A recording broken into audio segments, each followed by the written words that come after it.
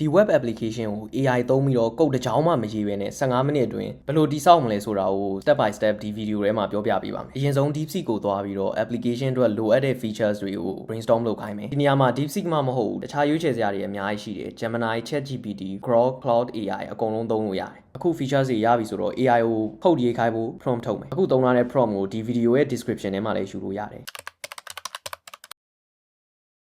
ရလာတဲ့ prompt ကို copy ကူးပြီးတော့ bold.new ကိုသွားမယ် DeepSeek က copy ကူးထားတဲ့စာတွေကို paste ပြီးတော့မလိုအပ်တဲ့ဟာတွေကိုဖြတ်လိုက်မယ် bold က AI coding tool တစ်ခုပါ mobile apps တွေ web apps တွေကြိုက်တာရေးခိုင်းလို့ရတယ်ဒီကောင်က code ရေးဖို့အတွက် trainer တဲ့ AI မို့လို့တော်တော်ကျန်းတယ်သူထုတ်ပေးတဲ့ design တွေက V0 တို့ဘာလို့တက်တာလဲအခုဆိုရင်တော့ design ထွက်လာပြီဒီ design ကိုမကြိုက်သေးဘူးဆိုလို့ရှိရင် prompt ထပ်ပေးပြီးတော့ပြင်ခိုင်းလို့ရတယ် daily limit ရှိတဲ့အတွက်ကြောင့်မလို့ prompt ကိုတစ်ခါတည်းပြည့်စုံပေးတာပိုကောင်းတယ်Okay အခုဆိုရင် AI က Gemini API key လို့တယ်လို့ပြောလာပြီ API key ယူဖို့အတွက် Google မှာ Google AI Studio လို့ရိုက်ရှာလိုက်ပါပထမဆုံး link ကိုဝင်ပြီး sign in မလုပ်ရသေးရင် Google account နဲ့ sign in လုပ်လိုက်ပါအပေါ်မှာရှိတဲ့ get API key ဆိုတဲ့ button လေးကိုနှိပ်လိုက်ပြီးရင် create API key ဆိုတဲ့ button ကိုထပ်နှိပ်လိုက်ပါအဲ့မှာ API key generator လို့ပေါ်ရင် copy ဆိုတဲ့ button ကိုနှိပ်လိုက်ရပါပြီ Okay အခု bold.new ကိုပြန်သွားမယ်ပြီးရင် code ဆိုတဲ့ button လေးကိုနှိပ်လိုက်မယ်အဲ့မှာ .env.local ဆိုတဲ့ file ကိုရှာပြီးခုနက copy ကူးထားတဲ့ Gemini API key ကိုအဲ့ဒီမှာ paste လိုက်ပါ Okay အခုကျွန်တော်တို့ AI ထုတ်ပေးထားတဲ့ code ကိုစမ်းသုံးကြည့်မယ်တွေ့တဲ့အတိုင်းပဲ AI ကထုတ်ပေးထားတဲ့ဟာမှာ tarot card တွေကိုမမြင်ရဘူးအဲ့ခါကျတော့ကျွန်တော်တို့နည်းနည်းပြင်စရာလေးတွေရှိနေတယ်ဆိုတော့ code base ကို download ဆွဲဖို့အတွက် export ဆိုတဲ့ button ကိုနှိပ်ပြီး download button လေးကိုနှိပ်လိုက်မယ်ရလာတဲ့ file ကို extract လုပ်ပြီး VS Code မှာဖွင့်လိုက်မယ်အခု video မှာပြလာတဲ့အတိုင်း new terminal ကိုနှိပ်လိုက်ရင်အောက်မှာ terminal တစ်ခုပေါ်လာလိမ့်မယ် npm9 command သုံးပြီး dependency တွေကို install မယ် dependency conflict တွေဖြစ်နေတဲ့အတွက်ဒီမှာပြထားတဲ့ command ကိုသုံးပြီး fix မယ်အားလုံးပြီးရသည့်စောင့်ပြီးရင်တော့ npm rundev နဲ့ website ကို run လို့ရပါပြီ ready ဖြစ်ပြီဆိုရင်တော့ http localhost 3000ဆိုတဲ့ link ကို double click ပဲဖြစ်ဖြစ် control click နဲ့ပဲဖြစ်ဖြစ် copy ပြီးတော့ browser ထဲမှာ paste ပေးပဲဖြစ်ဖြစ် website ကိုသွားလို့ရပါပြီခုချိန်ဒီမှာတော့ tarot card တွေလည်းမပေါ်ဘူးစာတွေကလည်းအောက်မှာရောက်နေတယ်အဲ့တော့ကျွန်တော်တို့နည်းနည်းလေးပြင်ဖို့လိုမယ်အရင်ဆုံးဒီ video ရဲ့ description ထဲမှာပေးထားတဲ့ tarot data ဆိုတဲ့ file တွေကစာတွေအကုန်လုံးကို copy ကူးလိုက်ပါပြီးရင် copy ကူးထားတဲ့စာတွေကို lib ဆိုတဲ့ folder ထဲက tarot data.ts ဆိုတဲ့ file တွေကိုပြထားတဲ့အတိုင်း paste လုပ်လိုက်ပါဒီမြားထိုးပြထားတဲ့ icon လေးကိုနှိပ်ပြီး publish ဆိုတဲ့ folder အသစ်ကို create လုပ်မယ်ပြီးတော့ရင်တော့ဒီ video ရဲ့ description ထဲမှာပေးထားတဲ့ tarot images ဆိုတဲ့ file တွေကို download ဆွဲပြီးတော့ public folder တွေကိုထည့်ပေးလိုက်ပါခုဆိုရင်တော့ website မှာသုံးဖို့အတွက် tarot card တွေ ready ဖြစ်ပါပြီ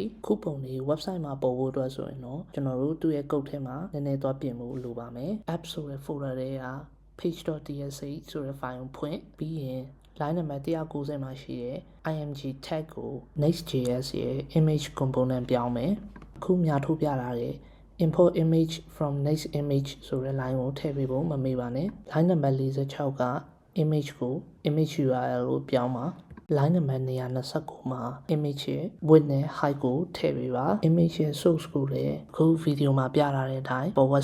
/tarotimages/card.name.png လို့ပြောင်းပေးလိုက်မယ်အခု browser လေးကိုပြန်သွားပြီး website ကိုစမ်းသုံးကြည့်ကြမယ် tarot card တွေတော့ပေါ်လာပြီစာတွေကနေရာမားနေအောင်ပဲ VS Code ထဲကိုပြန်သွားမယ်ခုနကတော့ကျွန်တော်တို့ပြင်နေတဲ့ page.tsh file နဲ့က line number 243ကနေ249ထိကို control X နဲ့ cut လုပ်လိုက်မယ်ပြီးရင် line number 233မှာ paste လုပ်ပါ line number 234က p tag ရဲ့ class name glass card ကိုဖြတ်လိုက်ပါ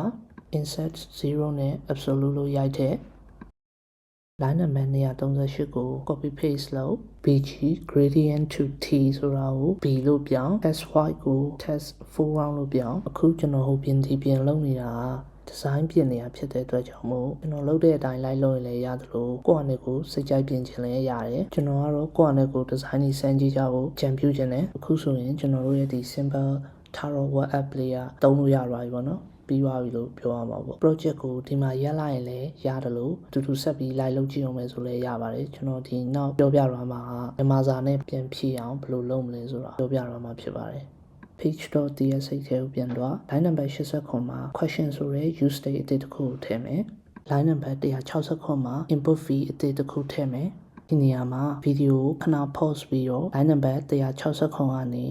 182ထိကိုဗီဒီယိုမှာတွေ့တဲ့အတိုင်းကူးထည့်လိုက်ပါ browser မှာ share.cn/ui လို့ရိုက်ထည့်လိုက်ပါပြီးရင်တော့ component ဆိုတဲ့ထဲမှာ input ကိုရှာပါ input ကိုနှိပ်လိုက်ပြီးရင်အခုမြားထိုးပြထားတဲ့ icon လေးကိုနှိပ်ပြီးတော့ command ကို copy ကူးပါ ပြီးရင် terminal ထဲမှာ paste လုပ်ပြီးတော့ enter ခောက်လိုက်ပါ line number section မှာမြပြလာတဲ့ code ကိုထည့်ပေးဖို့မမေ့ပါနဲ့ list folder ထဲက gemini.ts ဆိုတဲ့ file ကိုဖွင့်ပါ line number 9မှာ question ဆိုတဲ့ parameter အတစ်ကို string type အနေနဲ့ထည့်ပါပြီးရင်တော့ဒီ prompt ထဲမှာကျွန်တော်အခုပြင်ထားတဲ့အတိုင်းလေးလိုက်ပြင်ပေးပါဒီ prompt ကိုကျွန်တော် video ရဲ့ description ထဲမှာလည်းထည့်ထားပေးပါမယ်app folder ထဲက page.tsh ကိုပြန်သွားပါ line number 118မှာ question ကို parameter အနေနဲ့ထည့်ပေးလိုက်ပါဒါတွေအားလုံးပြီးသွားရင်တော့ဒီ Tarot web app ကမြန်မာလိုမေးရင်မြန်မာလိုပြန်ဖြေပေးပါတယ်မြန်မာတင်မှမဟုတ်ပါဘူးတခြားကြိုက်တဲ့ဘာသာစကားနဲ့မေးတဲ့ဘာသာစကားအတိုင်းပြန်ဖြေပေးပါတယ် website ရဲ့ source code ကိုကတော့ဒီ video ရဲ့ description ထဲမှာထည့်ထားပေးပါတယ်